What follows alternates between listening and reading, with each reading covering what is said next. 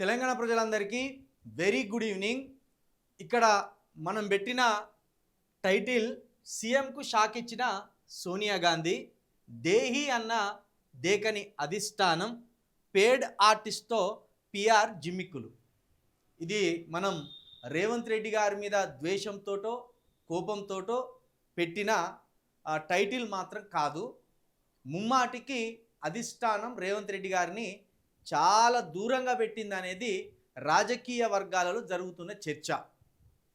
ఉదాహరణకు నమ్మి నానబోతే పుచ్చి పురుగులైనాయని ఓ తెలంగాణ సామెత ఉన్నది. ఇప్పుడు రేవంత్ రెడ్డి గారి పరిస్థితి కూడా అలాగే ఉన్నది. ఏ రేవంత్ రెడ్డిని చూసి అయితే కాంగ్రెస్ అధిష్టానం కావచ్చు, ఇక్కడ తెలంగాణ కాంగ్రెస్ నాయకులు కావచ్చు బాహుబలి అనుకున్నారో, ఆ రేవంత్ రెడ్డి గారి వల్లే ఇప్పుడు కాంగ్రెస్ పార్టీ కావచ్చు, కాంగ్రెస్ ప్రభుత్వం కావచ్చు బలయ్యే అవకాశం వచ్చిందని బహిరంగంగానే కార్యకర్తలు మాట్లాడుకుంటున్నారు. అదేవిధంగా తెలంగాణ మంత్రులు మాట్లాడుకుంటున్నారు. కాంగ్రెస్ హైకమాండ్ కూడా మాట్లాడుకోవడం ఇక్కడ విశేషం. కాబట్టి రేవంత్ రెడ్డి గారి పరిస్థితి ప్రస్తుతం ముందు చూస్తే నొయ్యి, వెనుక చూస్తే గొయ్యి అనే చందంగా మారిందనేది కూడా తెలుస్తున్నది. ఒక్క జూబ్లీ హిల్స్ ఉప ఎన్నిక రేవంత్ రెడ్డి గారికి ఊహించని కష్టాలను తీసుకొచ్చింది, ఊహించని సవాళ్ళను తీసుకొచ్చింది, ఊహించని అవమానాలను కూడా తీసుకొచ్చింది అనేది స్పష్టంగా అర్థమవుతూనే ఉన్నది. అసలు విషయానికి వస్తే నిన్న రేవంత్ రెడ్డి గారి జన్మదినం.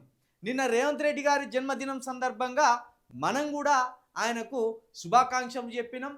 మనతో పాటు తెలంగాణ ప్రజల తరపున, అదేవిధంగా కోటాను కోట్ల దేవతల తరపున కూడా మనము ముఖ్యమంత్రి గారికి జన్మదిన శుభాకాంక్షలు చెప్పినాం.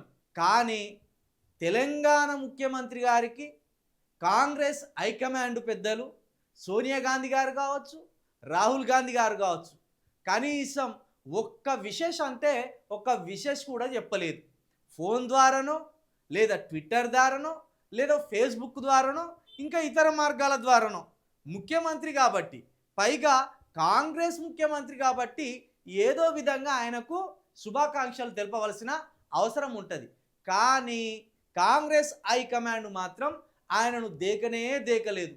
అసలు ఆయన జన్మదినం అన్నట్టు చూసి చూడనట్టు పట్టించుకోలేదు.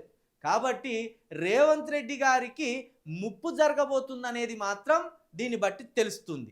ఆయన సీటుకి కావచ్చు, ఆయన రాజకీయ జీవితానికి కావచ్చు రానున్న అతి కొద్ది రోజుల్లోనే ఒక చెక్కు పెట్టే ప్రయత్నం అయితే హైకమాండ్ చేయబోతుందనేది రాజకీయ వర్గాలలో, కాంగ్రెస్ వర్గాలలో నిత్యం నానుతున్న మాట. అందులో భాగంగానే ఇప్పుడు జూబ్లీ హిల్స్ ఉప ఎన్నిక టాస్క్ని రేవంత్ రెడ్డి గారు ఎట్లా అధిగమించబోతారో చూడాలని కూడా ఇదే హైకమాండ్ ఎదురు చూస్తున్నట్టు కూడా మాట్లాడుకుంటున్నారు. ఎప్పుడైతే జూబ్లీ హిల్స్ ఉప ఎన్నికకు సంబంధించిన రిజల్టు ముందుగానే హైకమాండ్కి చేరవేయడంతో ఇక పార్టీ నాశనం కావద్దంటే రేవంత్ రెడ్డి గారిని ఉపేక్షించొద్దనే ఆలోచనకు కూడా కాంగ్రెస్ అధిష్టానం, కాంగ్రెస్ పెద్దలు వచ్చినట్టుగా కూడా ఈ కాంగ్రెస్ వర్గాలే మాట్లాడుకోవడం ఆశ్చర్యానికి గురి చేస్తుంది. ఇక రేవంత్ రెడ్డి గారి పిఆర్ టీం చేస్తున్న జిమ్మిక్కులు చూస్తే నిజంగా రేవంత్ రెడ్డి గారు నవ్వుల పాలవుతున్నారని చెప్పాలి. అదేందో కూడా చెప్పే ప్రయత్నం చేద్దాం. ఇక్కడ రేవంత్ రెడ్డి గారికి అధిష్టానం విషయం చెప్పలే. దాన్ని బట్టి అధిష్టానానికి రేవంత్ రెడ్డి గారికి గ్యాప్ ఏర్పడింది అనేది అర్థమైంది. అయితే రేవంత్ రెడ్డి గారికి ప్రజల్లో అద్భుతమైన ఇమేజ్ ఉన్నదన్నట్టు, ప్రజలు ఆయనను దేవునిలాగా కొలుస్తున్నారన్నట్టు, అసలు ఈ తెలంగాణకు ఆయనే శ్రీరాముడు అన్నట్టు, ఈ తెలంగాణకు ఆయనే యేసుప్రభు అన్నట్టు రేవంత్ రెడ్డి గారు తన పిఆర్ టీం తోటి ఒక అభూత కల్పనలు, ఒక వింత ప్రచారాలు, ఒక సిల్లి ప్రచారాలు చేపించే ప్రయత్నంలో భాగంగా ఇప్పుడు నవ్వుల పాలవుతున్నాడు. ఆ వీడియో ఏందో ఒకసారి చూసినాక మాట్లాడుకుందాం. ఆంటీని ఈ రోజైతే ఎంతో ఆనందకరమైన రోజు అనమాట నాకు. ఎందుకంటే నా జీవితంలో నేను ఎన్నో కష్టాలు పడి ఈ స్థాయికి వచ్చాను, అది మీ అందరికీ తెలిసిందే. కానీ అలాంటి సిచ్యువేషన్ లో, నా నోటికాడ కూడిపోయే సిచ్యువేషన్ లో నాకు అండగా నిలబడి, నాకు ధైర్యాన్ని ఇచ్చి, నా ఉపాధిని, నా ఇంటిని నిలబెట్టిన నా దేవుడు, మా ఇంటి దేవుడు, సాక్షాత్ రాములు వారి రూపంలో వచ్చిన మన తెలంగాణ రాష్ట్ర ముఖ్యమంత్రి శ్రీ అనుముల రేవంత్ రెడ్డి గారికి పుట్టినరోజు శుభ శుభాకాంక్షలు. ఆయన ఇలాంటి పుట్టినరోజులు మరెన్నో జరుపుకోవాలని మనస్ఫూర్తిగా కోరుకుంటూ నేను మీ కుమారి. చూసిండ్రు కదా వంటలక్క, ఆమెనే కుమార ఆంటీ అని కూడా అందరూ పిలుస్తుంటారు. ఆ కుమార ఆంటీ తోటి నిన్న రేవంత్ రెడ్డి గారి జన్మదినం సందర్భంగా తన పిఆర్ టీం, రేవంత్ రెడ్డి గారి పిఆర్ టీం ఈ స్టంట్ చేపించే కార్యక్రమానికి శ్రీకారం చుట్టింది. ఒక్క కుమార ఆంటీ దగ్గరికి పోయి కుమార ఆంటీ తోటి రేవంత్ రెడ్డి గారికి విషయం చెప్పించిండ్రు. ఆమెతోటే వీరుడు, శూరుడు, దేవుడు, ఆయనే కలియుగ దైవం వెంకటేశ్వర స్వామి, ఆయనే తెలంగాణ కేశవరావు అన్నట్టు కూడా ఈ కుమార ఆంటీ తోటి వీడియో చేపించే ప్రయత్నం చేసిండు. అయితే కుమార ఆంటీకి పాపం ఇటువంటి రిసీవర్స్ కూడా ఉన్నాయా? మీరు గమనించుర్రు వీడియోలో. ఇటువంటి రిసీవర్సు వీడియో చేసేదానికి ఉపయోగిస్తారు. ఈ రిసీవర్స్ ఇవి ఎప్పుడు తీసుకపోయింది కుమార ఆంటీ? పాపం వంటలు అనుకునే వంటలక్క కుమార ఆంటీ. కుమార ఆంటీ దగ్గరికి ఏగిలవారంగా పోయి ఆమెకి ఇలాంటి స్పీకర్లు పెట్టి ఆమెతోటి బయట తీసుకొని రేవంత్ రెడ్డి గారిని వీరుడు అని చెప్పమని, రేవంత్ రెడ్డి గారిని దేవుడు అని చెప్పమని పాపం ఆ అమాయకురాలైన కుమార ఆంటీకి చెప్పి విషయం చెప్పించుకున్నారు. సరే, జన్మదినం సందర్భంగా మీకు ఇష్టం ఉన్న వాళ్ళతోటి రేవంత్ రెడ్డి గారికి, రేవంత్ రెడ్డి ప్రభుత్వానికి జాకీలు పెట్టి లేపడానికి రకరకాల కార్యక్రమాలు చేయొచ్చు. కానీ మరి ఒక్క కుమార ఆంటీకి సాయం చేసిందని చెప్పి కొన్ని వేల మందికి, కొన్ని లక్షల మందికి ఈ కాంగ్రెస్ ప్రభుత్వం కావచ్చు, ఈ రేవంత్ రెడ్డి గారు కావచ్చు చేస్తున్న అన్యాయాన్ని మాత్రం ఎందుకు చూపెడతలేరు? ప్రతి శనివారం, ప్రతి ఆదివారం ఇదే హైదరాబాదులో హైడ్రా వల్ల ఎన్ని కుటుంబాలు రోడ్డున పడుతున్నాయి, హైడ్రా వల్ల ఎంతమంది చిరు వ్యాపారులు వాళ్ళ జీవితాలను కోల్పోతున్నారు, హైడ్రా వల్ల ఎంతమంది ఆగమవుతున్నారనేది మరి రేవంత్ రెడ్డి గారి పిఆర్ టీం చూపించాలి కదా. వాళ్ళతోటి కూడా జన్మదిన శుభాకాంక్షలని చెప్పించాలి కదా. అన్నట్టు ఇప్పుడే యూసఫ్గూడలో కేటీఆర్ గారి అక్కడ ఒక సభ జరిగింది. ఆ సభలో మరి ఎవరో యువకుడు రేవంత్ రెడ్డి గారికి 10 తలలు పెట్టి హైడ్రాసురా అని ఒక పోస్టర్ ప్రదర్శించిండు. దీన్ని బట్టి తెలంగాణలో ఉన్న ప్రజలకు రేవంత్ రెడ్డి అంటే ఇప్పుడు ముఖ్యమంత్రి గారు హైడ్రాసురా అనే ఒక ప్రచారం కూడా జరుగుతున్నది. కాబట్టి రేవంత్ రెడ్డి గారు ప్రజలకు ఉపయోగమైన పనులు చేస్తే కుమార్ ఆంటీ చెప్పవలసిన అవసరం లేదు. ప్రజలకు ఉపయోగమైన పనులు చేస్తే నీ పిఆర్ టీము ఇన్ని స్టంటులు, ఇన్ని జిమ్మిక్కులు చేయవలసిన పని లేదు. ప్రజలే నిన్ను నెత్తి మీద పెట్టుకొని ఈ ముఖ్యమంత్రి గారే మాకు మళ్ళీ కావాలని ఎన్నుకుంటారు. కానీ ఈ పేడ్ ఆర్టిస్టులతోటి, ఈ పేడ్ పిఆర్ టీం తోటి ఇలాంటి జిమ్మిక్కులు ఎన్ని చేసినా ఈ తెలంగాణ ప్రజలు నమ్మరు అనేది మేము చెప్పదలుచుకున్నాం.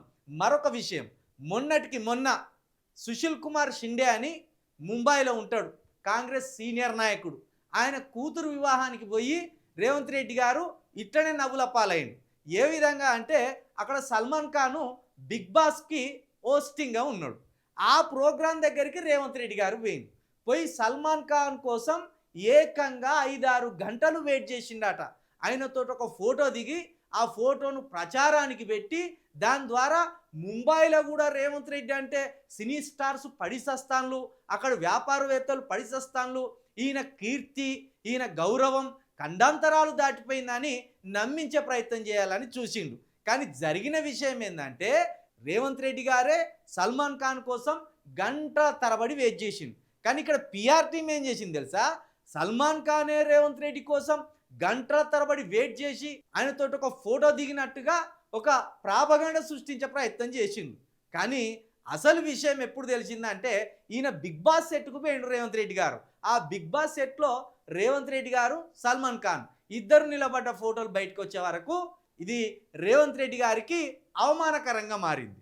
తన పిఆర్ టీము వెనుక ముందు చూసుకోకుండా ఇలాంటి ప్రయత్నాలు చేయడం వల్ల అది రేవంత్ రెడ్డి గారి సీఎం స్థాయి గౌరవాన్ని తగ్గించినట్టే అవుతుంది తప్పించి పెంచే ప్రయత్నం మాత్రం అయితే లేదు. కాబట్టి రేవంత్ రెడ్డి గారు అటు హైకమాండ్ దేకకపోయినా, ఇటు ప్రజలు దేకకపోయినా, అటు బాలీవుడ్ హీరో దేకకపోయినా తనకు తాను కేసీఆర్ అంతటి ముఖ్యమంత్రిని అని పోల్చుకోవడంలో భాగంగా అవమానాల పాలవుతున్నాడు, అపహాస్య పాలవుతున్నాడు తప్పించి ఆయనకు అదనంగా పెరిగే గౌరవం ఏం లేదనేది అర్థం చేసుకోవాలి. కేసీఆర్ గారంటే ఒక 40 సంవత్సరాల రాజకీయ అనుభవం. కేసీఆర్ గారంటే ఒక 15 సంవత్సరాల ఉద్యమ అనుభవం, కేసీఆర్ గారంటే ఒక 10 సంవత్సరాల ముఖ్యమంత్రి అనుభవం, ఆయన వెనుక ఒక చరిత్ర ఉన్నది. ఆ చరిత్ర వల్ల ఆయన అంత పెద్ద పర్సనాలిటీగా ఈ తెలంగాణ సమాజానికి కావచ్చు, ఈ దేశానికి కావచ్చు కనబడుతున్నాడు. కానీ మీరు వచ్చి 2 సంవత్సరాలు కాలేదు, మీ అతి ఉత్సాహం వల్ల, మీ అతి ఆవేశం వల్ల, మీ అతి పోకడ వల్ల మీకు మీరే అవమానాల పాలవుతున్నారు, మీకు మీరే అగౌరవాన్ని కొని తెచ్చుకుంటున్నారు అనేది కూడా ఈ ముఖ్యమంత్రి గారు మర్చిపోకుంటే మంచిదని చెప్పదలుచుకున్నాం. కాబట్టి రేవంత్ రెడ్డి గారికి జూబ్లీహిల్స్ ఉప ఎన్నిక అనేది ఇప్పుడు ఒక పరీక్షగా మారింది. జూబ్లీహిల్స్లో ఓడిపోగానే రేవంత్ రెడ్డి గారిని మరి సీఎం సీటులో కొనసాగిస్తారా, దించేస్తారా అనేది కూడా ఒక బిలియన్ మార్కు ప్రశ్నగా మారిందని మాత్రం చెప్పొచ్చు.